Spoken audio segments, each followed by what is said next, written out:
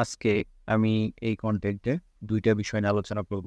একটা হচ্ছে যারা কিনা এবার ইন্টারমিডিয়েটে উঠছো, তাদের কিছু কমন কনফিউশন আছে, যেগুলো মোটামুটি ফ্রিকুয়েন্টলি অনেকের মনে জন্মায়। এই টাইপের কিছু কনফিউশন এবং পড়ালেখার কিছু স্ট্র্যাটেজি যেগুলো তোমরা চাইলে ফলো করতে পারো।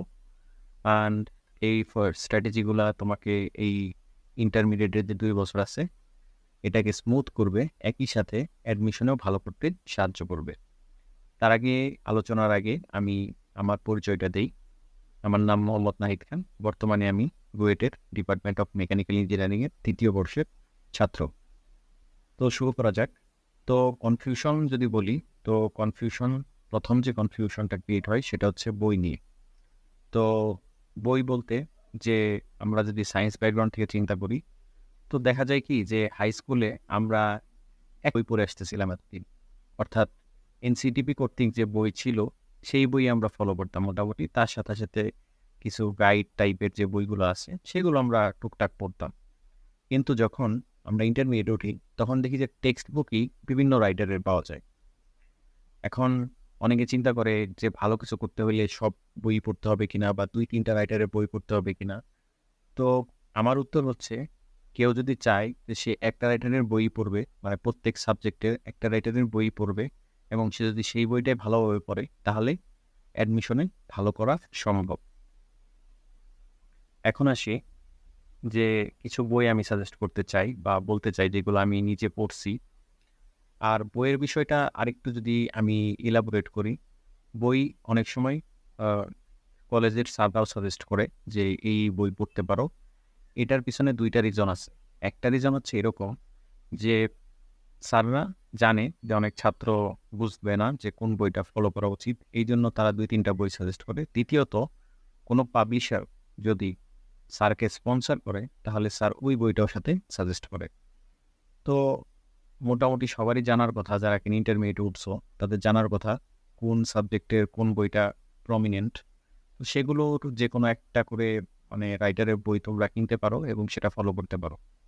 তারপরও আমি কয়েকটা, যেগুলো আপাতত মাথায় আসতেছে, সেগুলো আমি শেয়ার করতেছি অ্যান্ড তোমরা এগুলো ফলো করতে পারো। প্রথমে আসি ম্যাথমেটিক্স নিয়ে। ম্যাথমেটিক্সের জন্য তোমরা, আমি ৩ টা বইয়ের নাম বলব, ৩ টা রাইটারের বইয়ের নাম, যেগুলো তোমরা চাইলে ফলো করতে পারো। একটা হচ্ছে অসীম কুমার সাহা স্যারের বই, যেটা কিনা অনেক ভালো এবং আমি এটা ম্যাথমেটিক্সের ফার্স্ট পেপারের জন্য ফলো করছিলাম পুরা ইন্টার লাইফে। অ্যান্ড সেকেন্ড পেপারের জন্য আমি পড়তাম হচ্ছে এসইউ আহমেদের স্যারের বইটা। অনেকে ফার্স্ট পেপার, সেকেন্ড পেপার ২ টাই, এই ২ টা রাইটারের বই কিনে। তার সাথে, সাথে আরেকটা বই খুবই পরিচিত, সেটা হচ্ছে কেতাবউদ্দিন স্যারের বই। অ্যান্ড মানে ইন্টারে একটা কথা প্রচলিত থাকে যে ইঞ্জিনিয়ারিংয়ে তুমি যদি ভালো করতে চাও ম্যাথমেটিক্সে, তাহলে তোমাকে কেতাবউদ্দিন স্যারের বই পড়তেই হবে। এরকম একটা কথা আছে। তা আমি বলতে চাই, আমি কেতাবউদ্দিনের স্যারের বই ওইভাবে পড়া হয়নি। টুকটাক দেখা হইছে। ওই বাট ওইভাবে প্র্যাকটিস করা হয়নি। কিন্তু আমি যতটুকু দেখছি যে কেতাবউদ্দিন স্যারের বইয়ে কিছু কনসেপচুয়াল ম্যাথ আছে, যার কারণে অনেকে এই বইটা প্রিফার করে। তো তোমার যদি সম্ভব হয় তুমি কেতাবউদ্দিন স্যারের বই ফলো করতে পারো। কিন্তু কেউ যদি অলরেডি অন্য কোনো পাবলিশারের বই কিনে ফেলো, যেগুলো আমি মেনশন করলাম বা মেনশন করিনি, এরকম কোনো পাবলিশারের বই কিনে ফেলো, সেই ক্ষেত্রেও সমস্যা নেই। কারণ এমন না যে কেতাবউদ্দিন স্যারের বই পড়তেই হবে। কারণ আমি তো বললাম যে আমি নিজেও পড়ি নাই কেতাবউদ্দিন স্যারের বই ওইভাবে। কিন্তু তারপরও আমি কিন্তু অ্যাডমিশনে, আই মিন, কোনোভাবে ক্রস করছি আরকি, বা কোনোভাবে সারভাইভ করছি। তো যাই হোক, এবার আসি পড়ালেখা নিয়ে কিছু স্ট্র্যাটেজি নিয়ে। তো প্রথমেই যে বিষয়টা আমি বলতে চাই সেটা হচ্ছে অর্গানাইজড করা সবকিছু। কিভাবে? যে ধরো যে তুমি পড়ার টেবিলে পড়তে বসলা। তো তোমার উচিত যে এই কোনো একটা সাবজেক্ট, ফর এক্সাম্পল তুমি কেমিস্ট্রি নিয়ে পড়তে বসলা। কেমিস্ট্রির কোনো একটা চ্যাপ্টার তুমি এখন পড়াশোনা করবা। তো তোমার উচিত ওই রিলেটেড, সাবজেক্ট রিলেটেড যতগুলো স্টাডি ম্যাটেরিয়ালস আছে, সেটা যাতে তোমার টেবিলের আশেপাশে থাকে। সো দ্যাট তুমি হাত দিলেই যেন সেটা রিচ করতে পারো। তাতে কি হবে? তোমার এই বারবার উঠে গেলে, মানে ধরো তুমি একটু দূরে রাখছো, জ্যামিতি বক্সটা দূরে রাখছো বা ক্যালকুলেটরটা একটু দূরে রাখছো। তোমার চেয়ার থেকে উঠে তারপর সেই জ্যামিতি বক্স বা আ ক্যালকুলেটরটা আনতে যেতে হচ্ছে। তাহলে হবে কি? এই যে একটা কনসেনট্রেশন ব্রেক, যেটা কিনা অনেক সময় আ আমাদের যে পড়াশোনার যে মাইন্ডসেটটা, সেটা নষ্ট হয়ে যায়। সেম জিনিসটা আমরা চাইলে ক্লাসেও ইউজ করতে পারি। ক্লাসে সবসময় চেষ্টা করবা যে, যেসব জিনিস আমাদের লাগে, যেমন বই লাগে, খাতা লাগে, তারপর হচ্ছে কলম, এগুলো তো বেসিক নিড। ক্যালকুলেটর লাগে, জ্যামিতি বক্স লাগে। তো এগুলো জিনিস ব্যাগে ক্যারি করার। তো এটা একটা বলা যেতে পারে স্ট্র্যাটেজি, যেটাতে আমি উইথ অর্গানাইজ করা সবকিছু। সেকেন্ডলি যে বিষয়টা নিয়ে আলোচনা করব সেটা হচ্ছে ক্লাস স্কিপ নিয়ে। তো ক্লাসের বিষয়টা অনেকটাই কন্ট্রোভার্সিয়াল। এটা ডিপেন্ড করে তোমার কলেজের উপরে। তোমার কলেজে যদি ক্লাসগুলো অনেক কোয়ালিটিফুল হয়, তাহলে তুমি অবশ্যই উচিত তোমার ক্লাসে অ্যাটেন্ড করা। অনেক কলেজে আছে যাদের টিচাররা অনেক ভালোভাবে ক্লাসে পড়ায়। তো সেই ক্ষেত্রে তোমার উচিত ক্লাসে অ্যাটেন্টিভ থাকা এবং ক্লাস মিস না দেওয়া। কিন্তু কিছু কিছু কলেজ আছে যেগুলোতে ওইভাবে ক্লাসগুলো ইফেক্টিভ না বা কোয়ালিটিতে ততটা ভালো না। সেক্ষেত্রে তুমি ক্লাস নাও করতে পারো এবং বাসায় সেলফ স্টাডি করতে পারো, ইন্টারনেটের হেল্প নিতে পারো, অথবা অনলাইনে কোথাও একটা কোচিং করতে পারো, বাসায় টিউশন নিতে পারো। এরকম অনেক কিছুই করা যেতে পারে। তবে এখানে আরেকটা বিষয় কনসিডার করতে হবে, সেটা হচ্ছে যে স্যারদের যদি পড়ানোর যে পেস আছে, দ্যাট মিনস পড়ানোর যে গতি আছে, সেটা যদি খুব কম হয়। ধরো যে তুমি ফিজিক্স একটা তোমার কলেজের স্যার আছে যে কিনা 1 মাস যাবৎ শুধু এই ফিজিক্সের যে ভেক্টর চ্যাপ্টারটা আছে সেই চ্যাপ্টারই পড়াচ্ছে, আর কিচ্ছু পড়াচ্ছে না। তার মানে তোমার বুঝে যেতে হবে যে 1-1.5 মাস যদি কেউ কোনো একটা স্যার ভেক্টর চ্যাপ্টারই পড়ায় শুধু, তার মানে তার পেস অনেক কম। সে খুবই আস্তে ধীরে পড়াচ্ছে, আর এভাবে করে পড়লে তোমার ইন্টারেস্ট সিলেবাস জীবনেও শেষ হবে না। সেই ক্ষেত্রে তোমার উচিত ক্লাসেও অ্যাটেন্ড থাকা এবং বাসায় এসে তোমার নিজের মতো অন্যান্য যে চ্যাপ্টার আছে সেগুলো আস্তে আস্তে কমপ্লিট করা। এবার আসি নোটের বিষয়টা নিয়ে, যে কীভাবে নোট করতে হবে। নোট 2 ভাবে করা যেতে পারে এবং 2টাই করতে হবে আমি মনে করি, যদি সম্ভব হয়। একটা হচ্ছে ক্লাস নোট। ক্লাস নোটটা হচ্ছে কি, যে স্যার যা বলবে সেটা বোঝো আর না বোঝো মোটামুটি খাতায় উঠিয়ে রাখবা। এতে হবে কি, যখন তুমি বাসায় আসবা, বাসায় এসে যখন খাতাটা খুলবা, ওই চ্যাপ্টারটা খুলবা, তখন দেখবা যে অনেক কিছু তুমি মেক সেন্স করতে পারবা। কিন্তু তুমি যদি ক্লাস নোটটা না তোলো, সেই ক্ষেত্রে হয়তো সেই জিনিসটা সম্ভব হবে না।